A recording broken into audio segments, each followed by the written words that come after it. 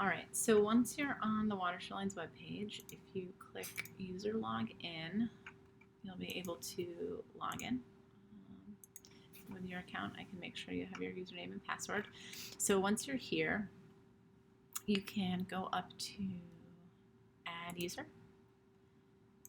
You will just put in, I would say, the student's UVM net ID. So let's just say it was for Gabe. There we go. So we'll put Gabe in. We'll put in Gabe's email, edu, password. I suggest just making this Watershed. Make sure that they are active. You'll click Watershed Educator. You'll put in their name, last name, title, Watershed Educator. You can enter this information if you know it, so if it's encyclopedias in natural resources. You can paste the bio in here.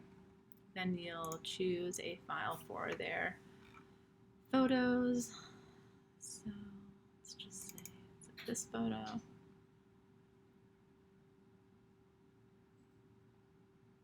Upload.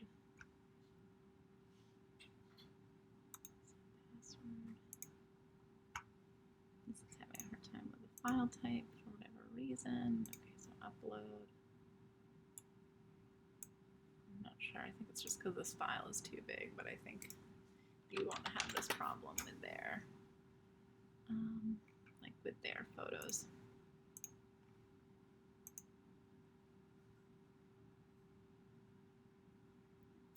Let's see, choose a file that's smaller.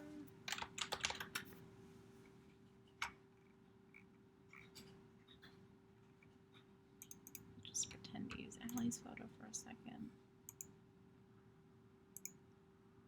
Okay, well hopefully that works for you. And then you'll click create new account, and this should automatically populate. This will show them in the Watershed Alliance page. It should just automatically populate them. And so you'll click create new account, and then you'll just continue to add a user for each of the different Watershed educators.